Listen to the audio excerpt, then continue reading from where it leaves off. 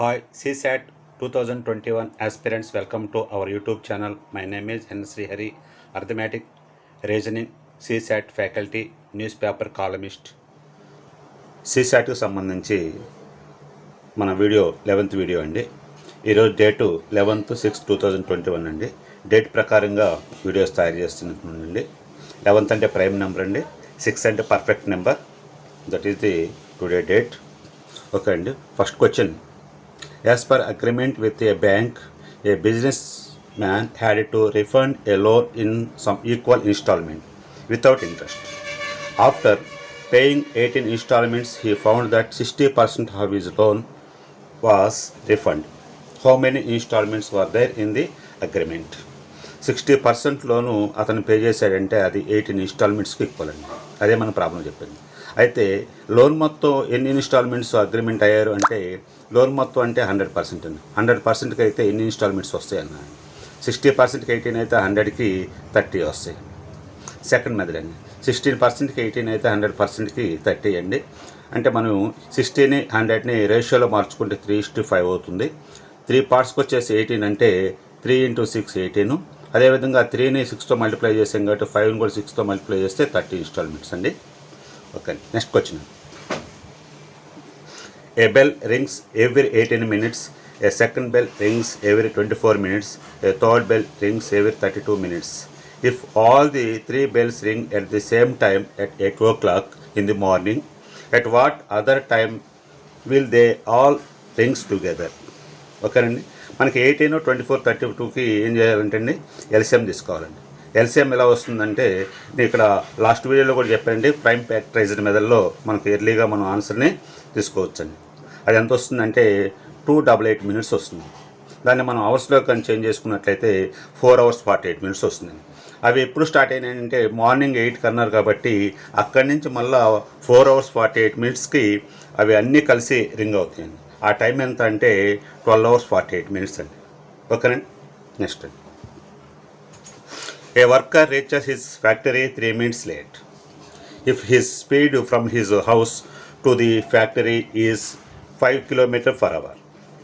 If he walks at a speed of 6 km/h, then he reaches the factory 7 minutes early. The distance of the factory from his house. దీనికి 2-3 methods ఉంటాయండి. First method product of the speeds by difference of speeds into time by 60 అండి. Speeds వచ్చేటప్పటికి ఫస్ట్ది 5 km/h అండి. Second one 6 km/h కాబట్టి 5 × 6 difference వచ్చేసి 1 అండి. Time అంటే ఇక్కడ 3 minutes లేట్ అన్నారు, ఇక్కడ 7 minutes ఎర్లీ అన్నారు కాబట్టి ఎర్లీ లేట్ అంటే ఆపోజిట్ కాబట్టి 2 యాడ్ చేసుకుంటామండి. సేమ్ అయితే సబ్ట్రాక్ట్ చేస్తామండి.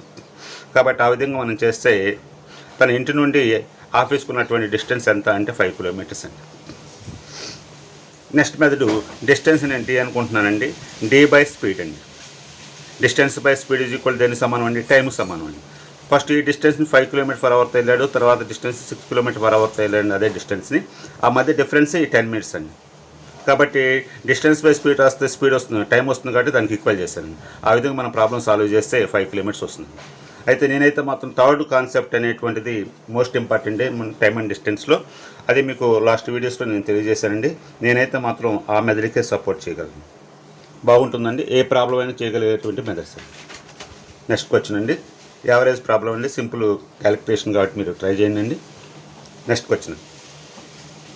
Ram and Shyam work on a job together for 4 days and complete 60% of it.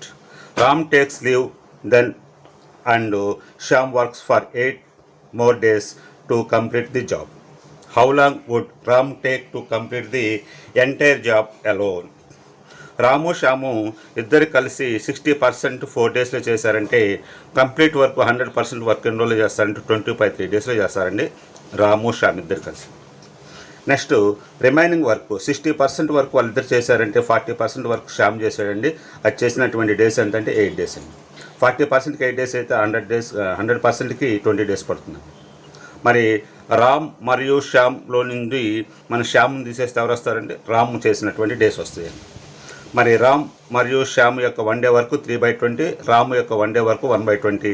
ఆ విధంగా చేస్తే రామ్ ఒక్కడే ఎలోన్గా ఆ వర్క్ని 10 daysలో కంప్లీట్ చేయగలరు. Next problem. A person is standing on the first step from the bottom of ladder.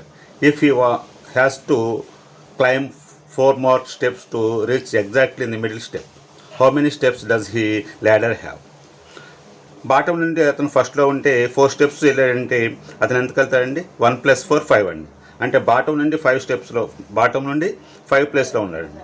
అంటే మిడిల్లో ఉన్నాడంటే టాప్ నుండి 5, మిడిల్ బాటం నుండి 5 కాబట్టి నేను లోయర్ అంతకుముందు ప్రీవియస్ క్లాస్లో కూడా చెప్పానండి. Rank plus rank -1 = total. మరి అతనిది ర్యాంక్ టాప్ నుండి 5, బాటం నుండి 5. టోటల్లో నుంచి టోటల్ కావాలంటే -1 చేస్తే టోటల్ ఆ ల్యాడర్ స్టెప్స్ ఉండి అంటే 9 స్టెప్స్ ఉండి. Next question. 2 cities A and B are 360 kilometers apart. A car goes from A to B with a speed of 40 km/h and returns to A with the speed of 60 km/h. What is the average speed of the car? అంటే distance అనేటువంటివి 2 ప్లేస్ల మధ్య AB అనేటువంటి 2 ప్లేస్ల మధ్య distance అనేటువంటిది 360 kilometres ఉందండి. అయితే వెళ్ళేటప్పుడు 45 km/hతో వచ్చి రిటర్న్లో 60 km/hతో వస్తే యావరేజ్ స్పీడ్కి మన జనరల్గా ఫార్ములా ఉంటుందండి. Average speed = 2 × S1 × S2/S1 + S2 అండి. S1 S2 అంటే ఆ స్పీడ్స్ అండి. మనకి ఫార్ములా S1 + S2 అండి. మనం ఆ విధంగా సబ్స్టిట్యూట్ చేస్తే 48 km/h వస్తుంది యావరేజ్ స్పీడ్. నెక్స్ట్ ఇంకో మెథడ్ అండి. ఇది జనరల్ మెథడ్ అండి. ఇది సబ్జెక్ట్ మెథడ్. ఇదే ఇంపార్టెంట్. మరి వెళ్ళేటప్పుడు ఏ నుంచి బీకి వెళ్ళేటప్పుడు 360 కిలోమీటర్స్ వెళ్ళడానికి 60 km/h పక్కన ఎంత టైం పడుతుందండి? 6 అవర్స్ అండి. అదే రిటర్న్లో 360 కిలోమీటర్స్ 40 km ప్రకారం వెళ్తే ఎంత టైం పడుతుందండి? 9 అవర్స్ పడుతుందండి. మన యావరేజ్ ఫార్ములా ఏంటంటే total distance by total time. Total distance ఎంతండి? 720 అండి. టోటల్ టైం ఎంత అండి? 6 అవర్స్ 9 అవర్స్ అండి. అంటే 15. దీన్ని క్యాలిక్యులేట్ చేస్తే మనకి 48 km/h వస్తుందండి. ఈ సబ్జెక్ట్ బాగుంటుందండి. ఇది జనరల్ అండి. ఇది చాలా ఇంపార్టెంట్ సబ్జెక్ట్ అండి. ఓకే అండి, థ్యాంక్ యూ.